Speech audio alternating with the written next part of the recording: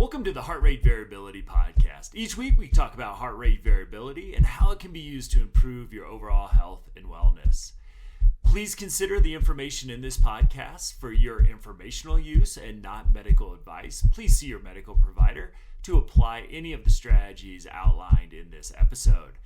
Heart Rate Variability Podcast is a production of Optimal LLC and Optimal HRV. Check us out at optimalhrv.com. Please enjoy the show. On here. Welcome, friends, to the Heart Rate Variability Podcast. I am Matt Bennett. I am here with Steve Kassel today. Steve, I've been looking at your website. I'm thrilled to explore your expertise, looking at how you apply biofeedback, along with a range of other interventions. And that's what I'm really excited to explore, that integration of heart rate variability and other biofeedbacks into your neurofeedback, EMDR. You're doing a lot of really cool things. So welcome to the show. Thank you. Just to get us off the ground, just a quick introduction of yourself, and then let's dive into your work. Okay, so I studied with Marjorie and Herschel Tumim in 1984 during the Los Angeles Olympics. Awesome. Yeah, and trained at the same time as people like Gary Schumer, Michael Linden. Started going to the Biofeedback Society of America meetings, which later became AAPB. Yeah. California meetings, which in 1999 I was president of that organization. And then I got my license as a marriage and family therapist in 1992 with a thesis on EEG biofeedback, and I had to give it a family systems slant to it. They almost didn't accept it because they didn't see how biofeedback and neurofeedback relates to family therapy, but yeah. Oh yeah. Well, and I would love to kind of jump in right there, because that's kind of looking at your website. You have two, it looks like a couple sitting there hooked up together, and wow, yeah. And if you're not watching us on YouTube, there's the picture I saw on the website. And what are you doing there? And just so our audience knows, we are recording this on Valentine's Day, even though it'll come out weeks later. So yes, let's talk about what I'm seeing on the screen here and how you integrate this into your couples work. Well, I think any marriage and family therapist and any concerned family member would want mom and dad or a couple to connect with each other rather than repel each other. Right? That's usually a good start. Right. And there's all kinds of ways that we repel each other without conscious awareness. But we get comfortable. We're in a bad mood. It's not very appetizing for the other person. They have a hard time connecting with us. Anyways, so in about 2009, I asked a few of the manufacturers of equipment, can you give me a screen with cameras? So Thought Technology, and I'm not being paid by Thought Tech, but they were able to give me on a program with two screens. I'm two video inputs in, and then I started to play with it. Now, the drawback is, and I sometimes start when I give a talk at conference by saying I feel a little bit like a fraud or an imposter, because truth is I've been contracted with insurance companies my whole career. That we'll deal with in the book I'm writing, Why Mental Health Care is Failing in America. They're horrible. We won't spend time in this, but they don't pay. They used to pay handsomely for biofeedback. In the early 90s, a doctor I work with would just send me to the psych unit, and I'd see like 5 or 6 people, and then I got my license. I was able to bill for that. Yeah. But shortly after that, the insurance companies started to go through and manage care. And said that biofeedback doesn't have a basis for, there's no proof that it's working, it's experimental, whatever it is. So that fell off. Now I know some of you out there in YouTube land are probably getting reimbursed, and maybe it's because you're a physician or psychologist, but MFT companies like Blue Cross always said that we're not competent in biofeedback. In any event, that doesn't start my creative gears from thinking. Yeah. And I've always had a mixed practice, or I've worked for others, but the last 20 years I've worked for myself. And when I see someone for biofeedback, neurofeedback, or interpersonal biofeedback, I do take I don't bill insurance. I'll give them a super bill. Mm-hmm. So they gave me the screens, and I then set out to do research because I didn't really want to say, oh, this is a modality that will work until we have some data. And I don't, I have on my PowerPoint, I sent out, I probably had like 80 phone calls over like a 2-year period. And I would send out applications, and then I'd review it and say, okay, it looks like you fit the research criteria, and come on in. And so I started with, I think, 22 people, 22 couples, only 2 couples finished. And that was the end of the research. But meanwhile, a few other people, like John LeMay, was seeing people in an office where he worked, and getting data. And I just said, screw it, I'll start seeing people. Now, my phone doesn't ring off the hook for people calling for biofeedback, neurofeedback, and especially interpersonal biofeedback. So occasionally, when I have somebody who's cash paying, I will say, hey, I want to do this modality. So then I work with them, not in the same way that I designed the program to work, but just to call attention to. And so I want to go back to the research because I think it's really important. And and one of the things I really want to say here is for those of you who are in school right now, this I'm happy to help you with a project. I mean, at least give you some guidance to get you off the ground. I think this is something that needs to be researched more and needs to be published more. And I just, I mean, I think most creative people think their stuff is really spot on and the best. But I think that I was like ahead of my time. So what I did with the research was I created a script, which was 1 minute of, I don't remember the lengths of time, so don't quote me on that. It was probably a minute baseline. Just sit and do what you normally do to relax. Now, talk to each other, not at each other, have a conversation about something neutral. Now sit and relax, and let's see what your physiology shows. Now let's have you talk about something stressful, something you disagree about. And share the time. Don't no one hog. And then I think we did that for 3 minutes, and then there was another baseline in the end to see how they recovered. And what we were measuring here is if I can do this. These are my friends, Ray and Lisa, Lisa and Ray.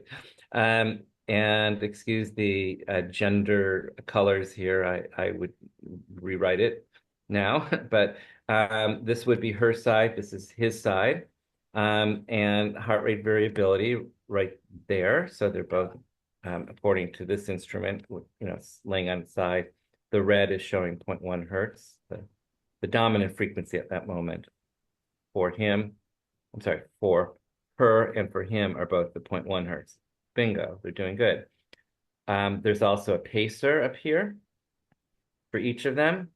And not all couples breathe at 6 breaths per minute. Some are, so we have to do, in my work, I would do what Dick Everts taught me to do, which is to find the proper rate of breathing.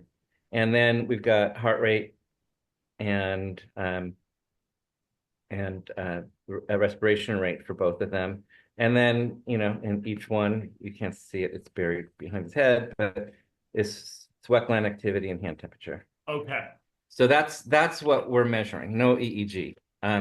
Now, I wanted to get baselines. I wanted to, figure out what's just baseline so that I could test them 10 weeks later after taking through a course of treatment. Research treatment. And in those weeks that we would work, we would go to a simple screen, just looking at hand temperature. That's a lot of data for even a therapist to look at once, right? So we would start with hand temperature. I'd send them home with, autogenic phrases. I want you to learn this. You can sit down together and learn this, right? And then they'd come in maybe the next session and practice that. Then I might talk to them about communication and use of I statements and and active listening. And then I would teach them about Gottman and what Gottman says about physiology. So see all this stuff on the screen, you say the wrong word, and your other is going to have a reaction if they have an emotional reaction. So that usually, when they see what they're doing to the other person, that is an aha. Because we don't go through life, thinking. We might, if somebody gets, angry, we see it in the facial expression, but the subtleness of physiology is something that you magnify to the couple. Very cool. Anyway, so by the end of 10 weeks, they would have had a lot of practicing of one modality, all modalities, the lessons in communication and Gottman, and then practicing talking to one another in neutral, right? Because we got to practice with training wheels on. Yeah. Then we take the training wheels off, and tell me about like what happened to that $50,000 that she alluded to last week. Where did that go? Yeah. Why do you keep going like this? So yeah, so drug use, whatever. We talk about the real issues, but I also, as a coach, I guess I have to say, please use your I statements. And notice this, and I'll point to the screen, and I might stop them and say, do me a favor, go back to the breathing, start that sentence in a healthy way. And I get them practicing, send them home, not just with the autogenics, which hopefully they've learned to warm their hands, but with communication skills and so forth. So it's really marriage counseling and looking at physiology.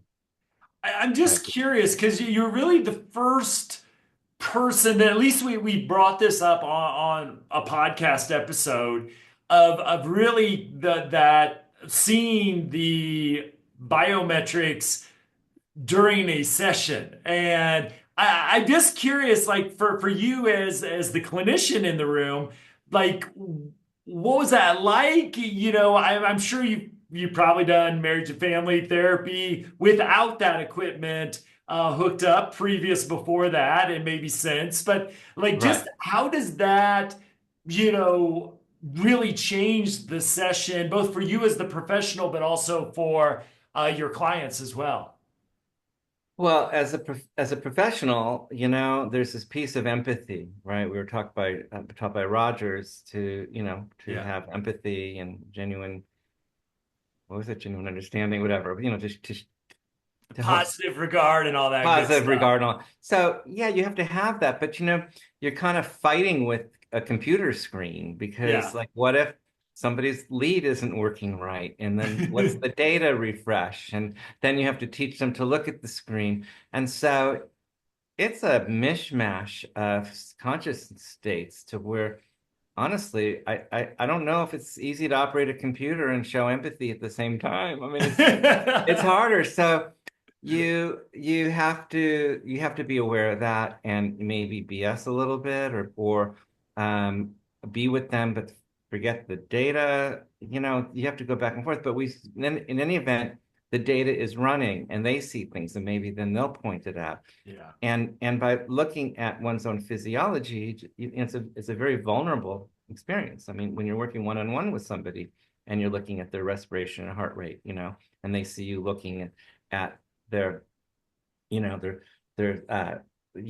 very low frequency or low frequency, and they're not getting it right, people get self-conscious. So there's a lot of opportunity in the room to lose track. So you need to, as the leader of the session, you need to be focused and professional and guide it back, and just like, okay, God forbid there's like a glitch, and all of a sudden like respiration goes up to 400 breaths per minute, and you go, don't worry, that's just the computer updating. Don't worry about that glitch. So, and I'm curious, and this is let me just ask a non-scientific question, but I'm curious, like there's a lot of things, like we know emotions are contagious, and there's how do human beings get in synchronization with one another, as we'll see some either moods and other things, biometrics in some ways, sync up with each other. Like, as you're doing therapy and you're helping people connect, what do you think, like, if we were to step away from the science of it all, what do you think is, what do you think you're seeing there is people get in synchronization with each other? Are we seeing, people syncing up their oxytocin? Like, what do you think is the magic, since we're on Valentine's Day, the magic going on there between couples? Well, you're bringing up a lot of really good data and stuff that I only read about, but I don't feel comfortable enough to lecture on it. Yeah, But certainly, pheromones and a lot of yeah. unconscious processes happen by the fact that, you might gaze away, right? I mean, Hmm. if I'm talking to you and I'm kind of doing stuff in the room, your audience is going to fall off. So there's a certain amount of connectivity that happens.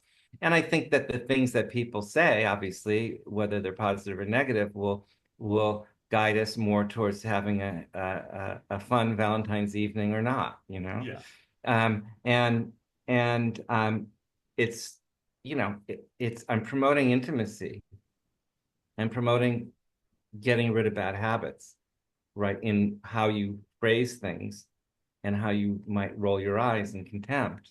I'm making people very aware of their bad habits and making them aware of, you know, in a marriage counseling session, what do you hear your spouse asking for? What do your partner asking for, right?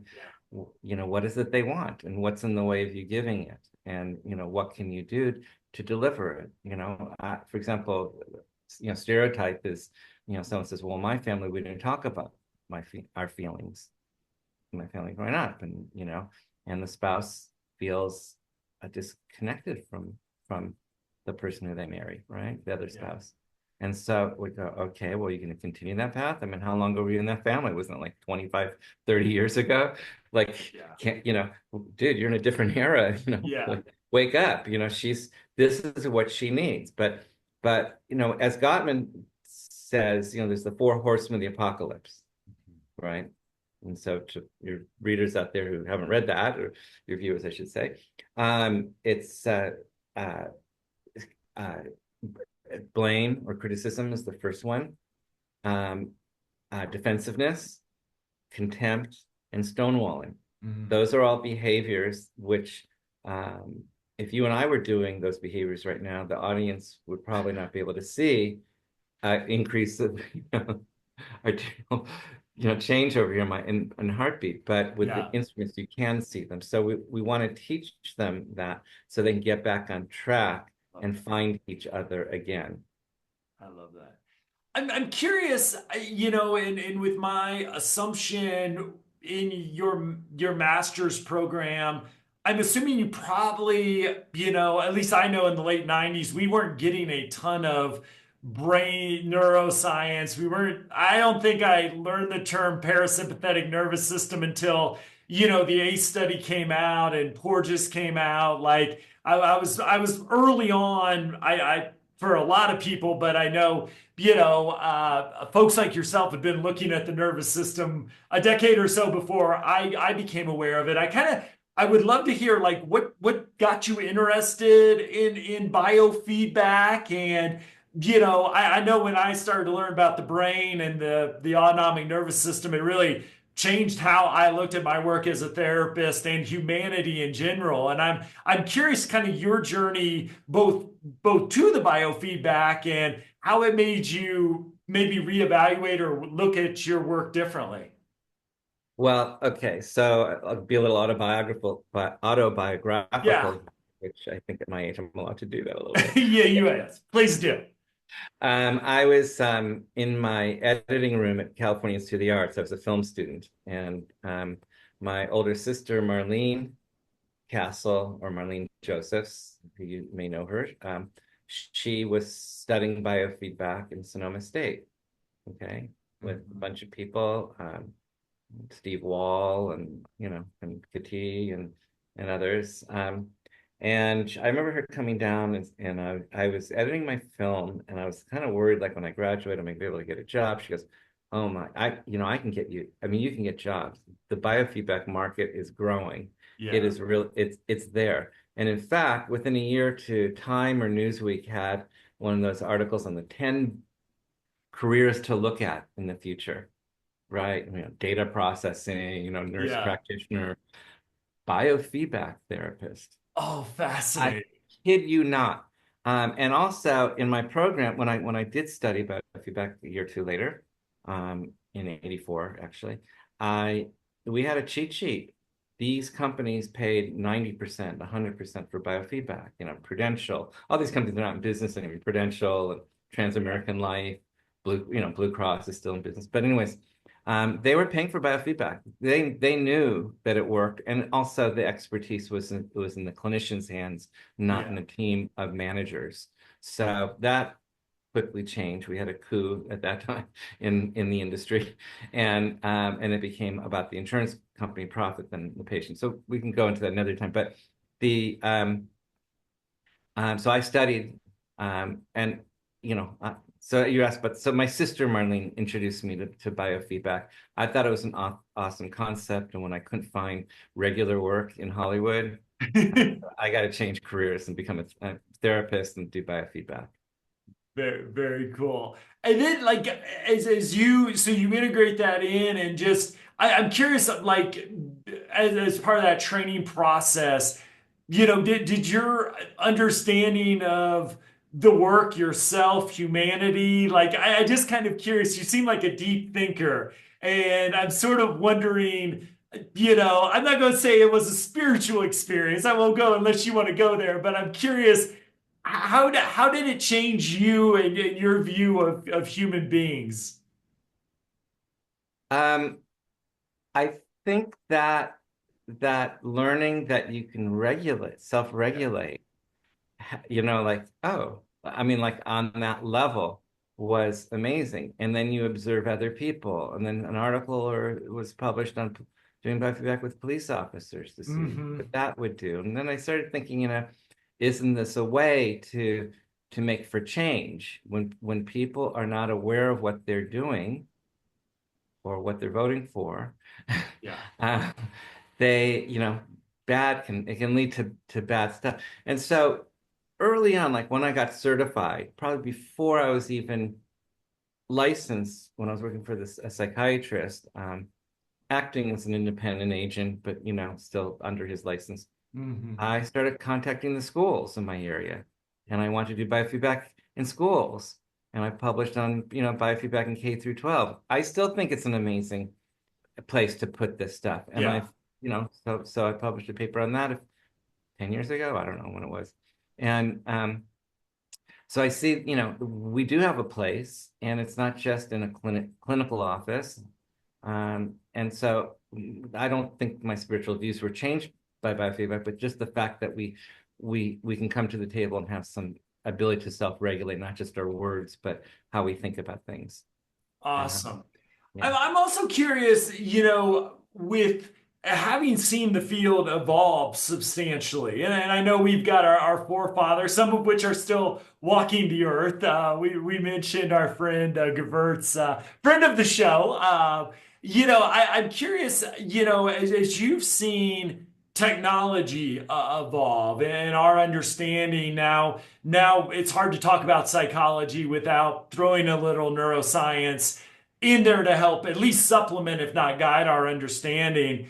I just think as a practitioner for all these years, how have you seen the advances in technology sort of impact the field? You got yahoos like myself, finding it, with polyvagal theory, and well, we can measure the stress response. And for me, whenever you can measure something, it's a game changer, especially, as somebody who was trained on the libido, which I still don't know if we've ever found that in a brain scan. I don't think we have, but just curious how you, as your career has evolved with the technology, kind of how have you seen it change and evolve over time? Well, I think that biofeedback equipment has gotten more complicated, and I think it's been a turn because of the complexities. It turns off a lot of people who come to the field with empathic abilities. Yeah. You Oh, know, interesting. yeah, yeah, and I think again what I was saying before, this sort of duality between using this part of the brain or that part. Hmm. So So, and I know that over the years, when I try to educate non-biofeedback uh, mental health professionals, sometimes they really don't understand what we do. I mean, you can show them and tell them, and they don't see really how it fits in, or they turn off immediately. I rarely get referrals from my colleagues, no matter how much networking in my community I do, and Yeah. how on Facebook or something, someone says, I have a kid with ADD. Well, I can, I can map them and we can find out Yeah. exactly where there's slow or fast activity. That it's sort of like, it's, airy fairy. So the technology, I think one of the drawbacks of the technology is it's too technology oriented. I think Yeah. the setup screens need to be simple.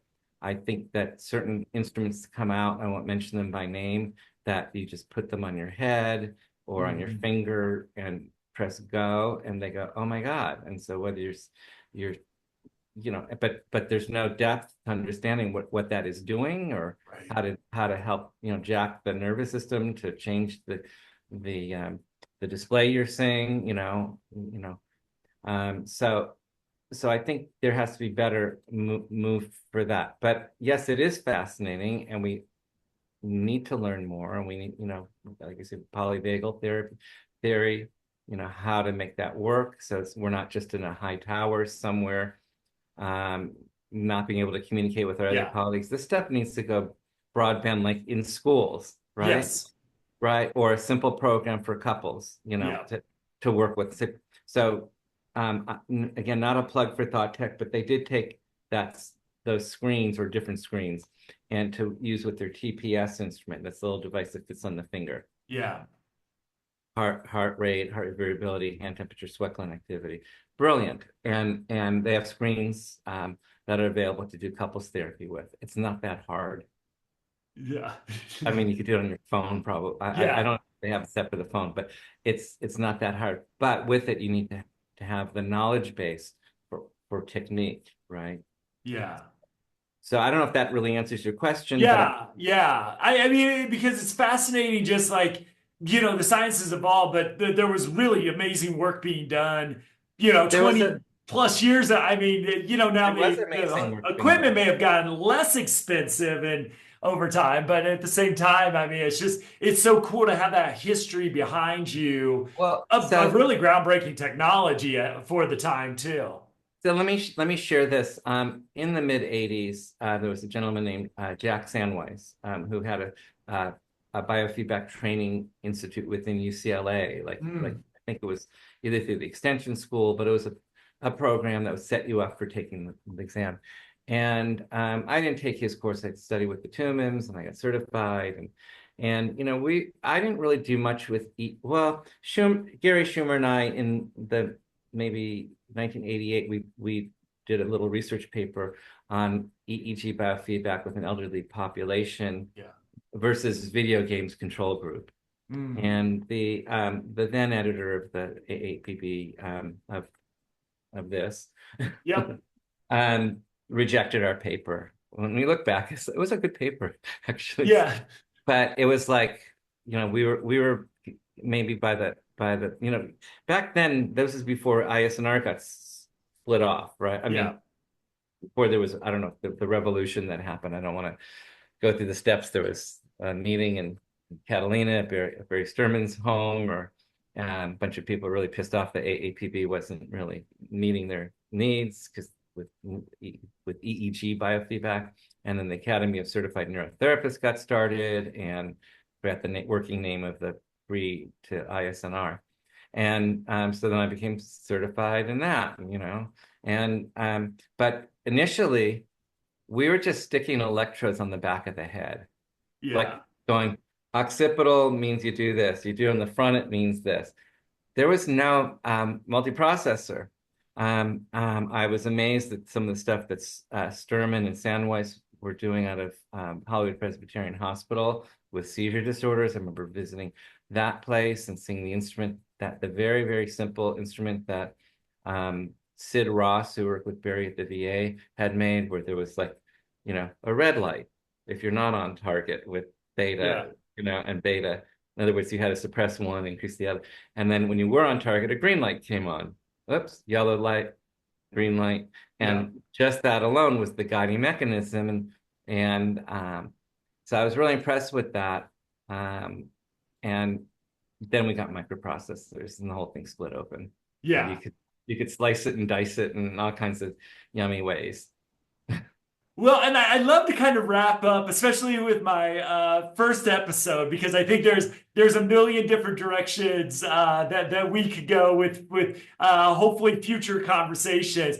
But I would love to see, as somebody who's watched the field evolve over the years, where do you see as, technology seems to be on the brink of an AI revolution, and quantum computing is a word that seems to maybe be a reality instead of a pipe dream. Where do you kind of, as you look 5, 10 years into the future, do you see anything on the horizon that you kind of see as the next big steps? You've talked about the multi-processor being a game changer. If you see kind of anything else about where I we're don't going and what we should be watching I for. don't know. I mean, I'd love to see like a meta study on like, has the the iWatch and all these little gadgets that people buy. Has it really done anything? I Yeah, mean, people do read things. I got my Aura ring on. I yeah, don't know that's really helped me. It's just creates a sense of curiosity. yeah. Another thing to do during the day. Am I better off without it? I don't know. But I don't know where it's going. Clinically, I have ideas. I mean, I don't, and that is I during COVID, during the lockdown, I became very interested in virtual reality, Yeah. and I tried to link twice. I link Thought Tech up with companies that we had software. There are some platforms out there for therapists Hmm. to work with phobias and Yeah. relaxation and stuff like that. And one company I thought for sure was a go, and it died. And I know, and they went with another manufacturer. But I think that those software companies don't really understand why getting a good, competent feed into the goggles is Yeah. more important than just having a tone going in the Yeah. room. It is less adequate. I mean, I suppose it could work, but I just want to see goggles with my heart rate variability, Yeah. just like if I was flying an airplane, I'm looking at what's in front of me, and I want to know what my control panel is doing. And if I'm talking to in the goggles as an audience or bees, or I'm looking down going, holy moly, that's pretty far down, Yeah.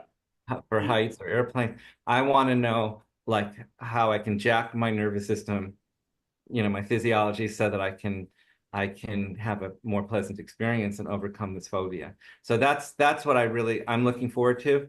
But I don't know what's going to happen down the line. I mean, because Yeah.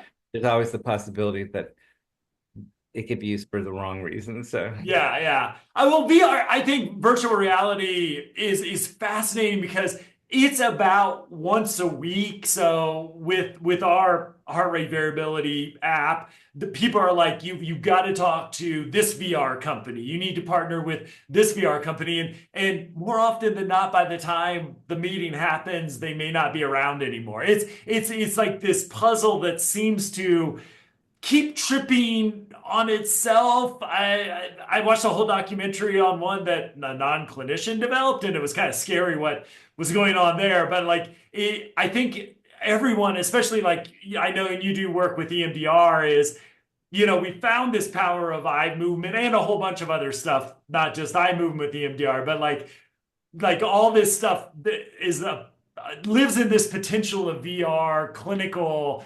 interventions and bringing in biofeedback, EKGs, all these other really cool things.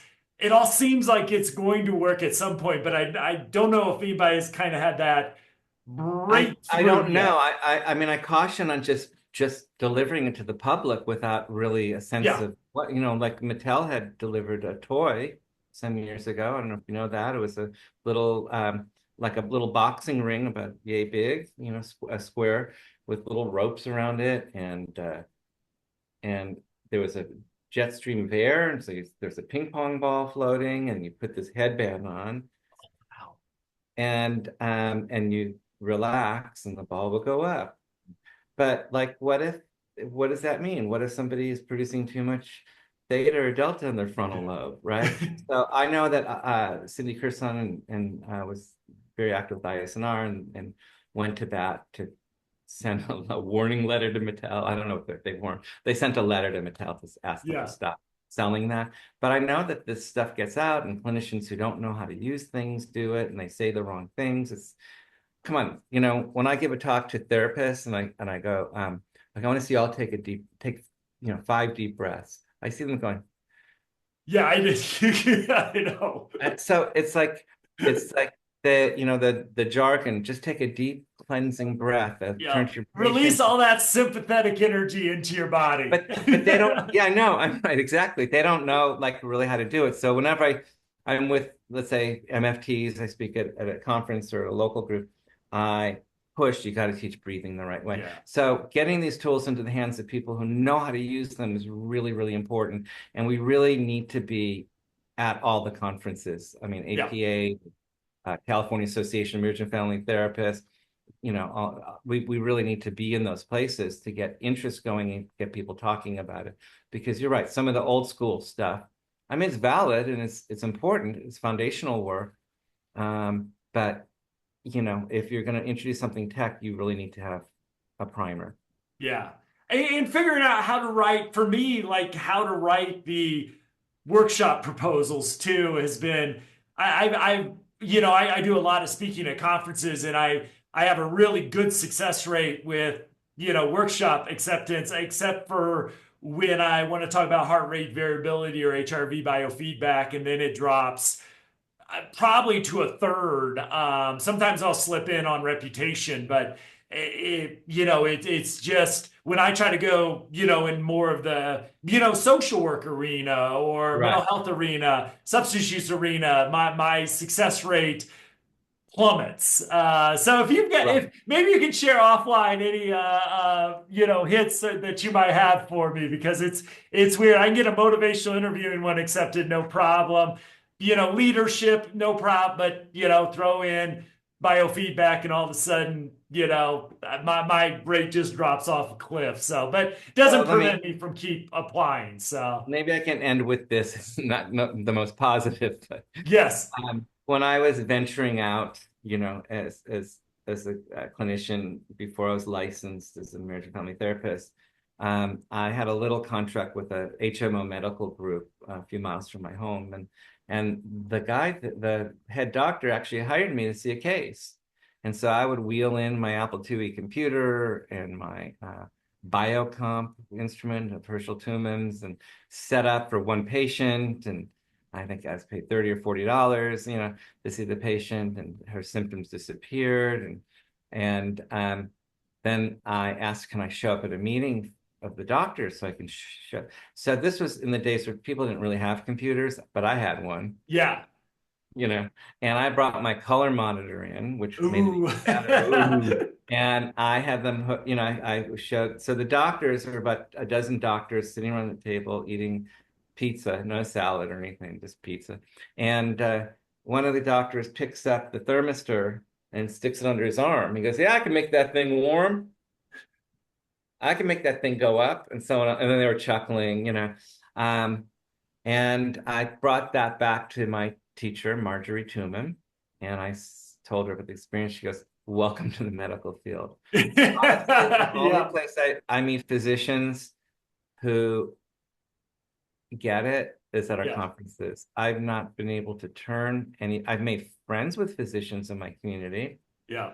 Some of them have referred to me, but they don't know really what it is. They really just don't know. And I've invited people to come over. I've had, open houses. Yeah.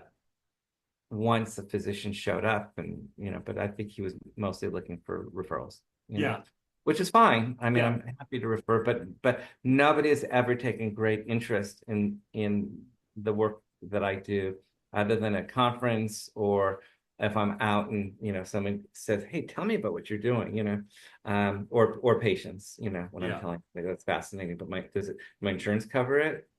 Yeah. So I think we need to learn better how to represent ourselves and how to talk.